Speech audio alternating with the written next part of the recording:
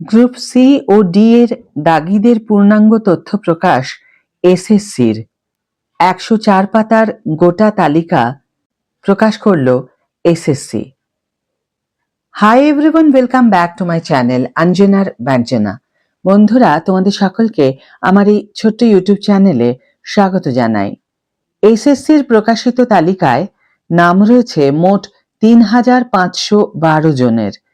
আদালতের নির্দেশ মেনে রোল নাম্বার, পোস্ট, অভিভাবকের নাম, জন্ম তারিখ দিয়ে পূর্ণাঙ্গ তথ্য প্রকাশ করা হয়েছে এই তালিকায়।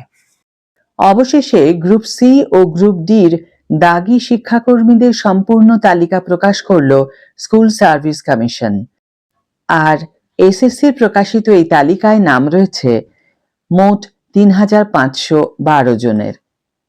প্রসঙ্গত, এর আগেও দাগি শিক্ষাকর্মীদের তালিকা প্রকাশ করা হয়েছিল, তবে তাতে দাগি শিক্ষাকর্মীদের পূর্ণাঙ্গ তথ্য ছিল না। এই আবহে হাইকোর্ট নির্দেশ দিয়েছিল দাগি গ্রুপ সি এবং গ্রুপ ডি কর্মীদের পূর্ণাঙ্গ তথ্য সহ তালিকা প্রকাশ করতে হবে। হাইকোর্টের চাপের মুখেই শেষ পর্যন্ত এই তালিকা প্রকাশ করতে বাধ্য হল এসএসসি। উল্লেখ্য, কলকাতা হাইকোর্টের বিচারপতি অমৃতা সিনহা নির্দেশ দিয়েছিলেন 2016 সালের নিয়োগে যারা কমিশনের সুপারিশে চাকরি পেয়েছেন এবং পরে দাগি হিসাবে চিহ্নিত হয়েছেন তাদের বিস্তারিত পরিচয় প্রকাশ করতেই হবে। এই আবহে নিয়োগ দুর্নীতি মামলায় আদালতের কাছে জমা দেওয়া তথ্যের উপর ভিত্তি করে এই দাগি শিক্ষাকর্মীদের তালিকা তৈরি করা হয়েছে।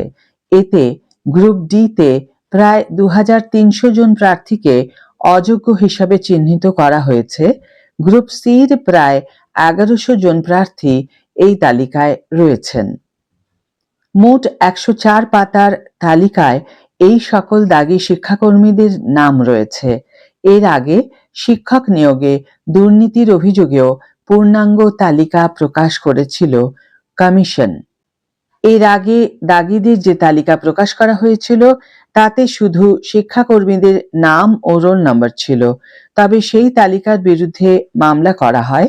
মামলাকারীদের যুক্তি ছিল, রাজ্যে একই নামের বহু ব্যক্তি থাকতে পারে এই তালিকায়, তাই বিভ্রান্তি ছড়াতে পারে। শুধু নাম আর রোল নাম্বার দিয়ে কোনো ব্যক্তিকে চিহ্নিত করা যায় না। এই আবহে হাইকোর্টও পর্যবেক্ষণে বলেন, এভাবে কারো পরিচয় শনাক্ত করা যাবে না। হাইকোর্টের বক্তব্য ছিল, 2016 এবং 2025 সালের নিয়োগ প্রক্রিয়ায় অংশ নেওয়া এক ব্যক্তির রোল নাম্বার ভিন্ন। এই আবহে শুধু নাম দিয়ে পরিচয় নির্ধারণ সম্ভব নয়। আদালতের আরও পর্যবেক্ষণ ছিল, ওয়েমার শিটে অমিল, র্যাঙ্ক জাম্পিং, প্যানেল বহির্ভূত নিয়োগ সহ বহু দুর্নীতির অভিযোগ রয়েছে। ফলে কারা দাগী তা পূর্ণাঙ্গভাবে জানানো জরুরি। সেই নির্দেশ অনুযায়ী তালিকা প্রকাশ করল স্কুল সার্ভিস কমিশন। আজকের ভিডিও এখানে শেষ করছি বন্ধুরা। ভিডিওটি যদি কার্যকর বলে মনে হয়ে থাকে তাহলে অবশ্যই একটি ছোট্ট করে লাইক দিও, শেয়ার করো বন্ধুদের সাথে, কমেন্ট করে জানিও তোমাদের মতামত। যারা এখনো আমার চ্যানেলটিকে সাবস্ক্রাইব করোনি তারা অবশ্যই চ্যানেলটিকে সাবস্ক্রাইব করে আমার পাশে থেকো, আর যারা অলরেডি সাবস্ক্রাইব করে দিয়েছো তাদের জন্য আমার অনেক ভালোবাসা এবং অনেক ধন্যবাদ।